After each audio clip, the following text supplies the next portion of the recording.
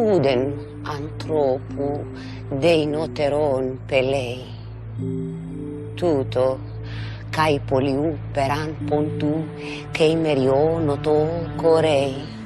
Per i brychiois in peron hip oidmasin, teon tetan hypertatan, gan, aptiton, akamatan, apotrietai.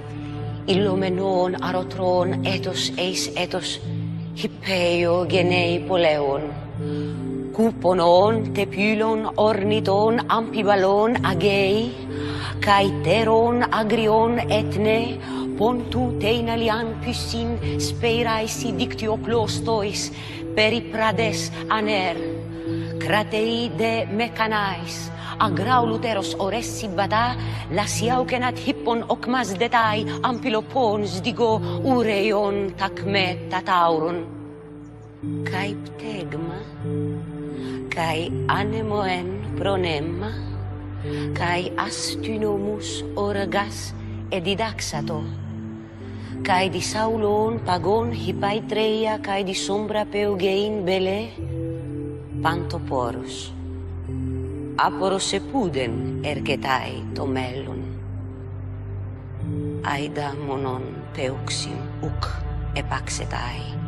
Noson da mekanon pygas ximpe prastai.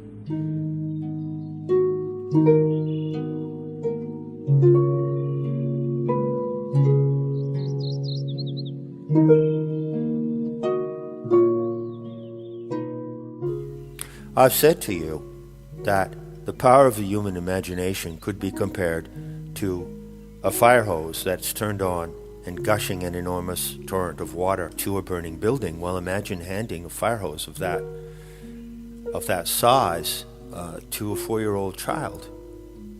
Well, that's pretty much the situation with the power of the narrative imagination in the hands of a human animal.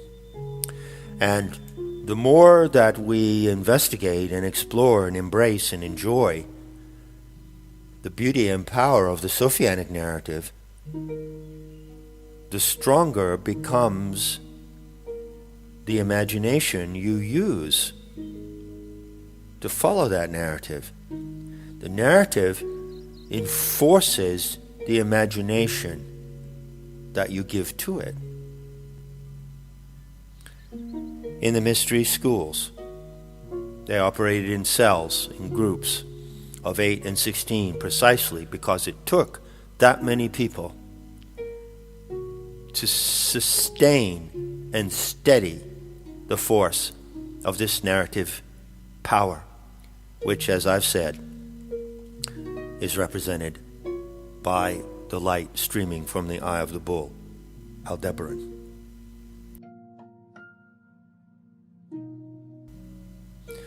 The importance of the anthropos concept, if you will, the anthropos principle, as Gnostic scholars call it, is that it affords, it implants in the human mind and in the human imagination a self-concept for the species. And so when each human animal can refer to that self-concept for the human species, then we have something marvelous, then we have something wonderful. And that is why I describe it as the species self-connection.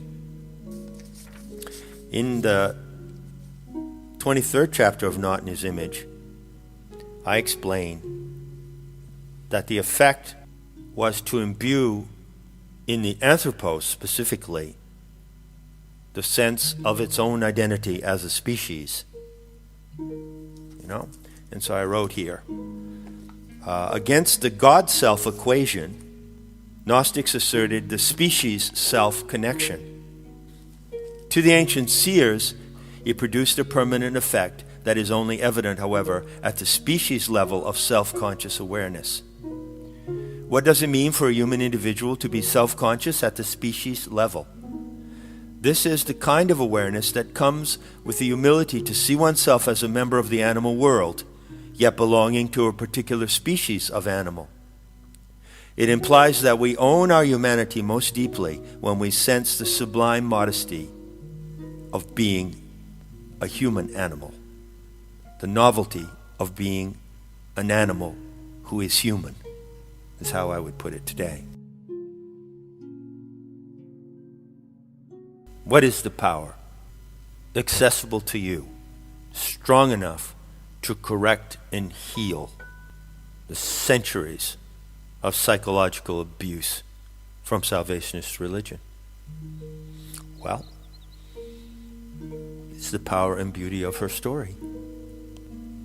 Because, in fact, the historical record shows, my friends, that if her story had not been repressed, none of that would ever have come to be. If Christianity was such a wonderful message of love and a message of the divine care of the Heavenly Father and the sacrifice of His Son, His only begotten Son, if all that were true, then why didn't the early Christians just let it coexist alongside the Sophianic narrative and see which one people chose? But no, there cannot be any coexistence, as shown by his historical record of cultural and intellectual genocide in Europe and around the world. And the measure of that refusal of coexistence, as I've said before, is the measure of the power of her story. The only story, the only narrative on this planet that engages your imagination as a human animal in the heights and depths of its capacity.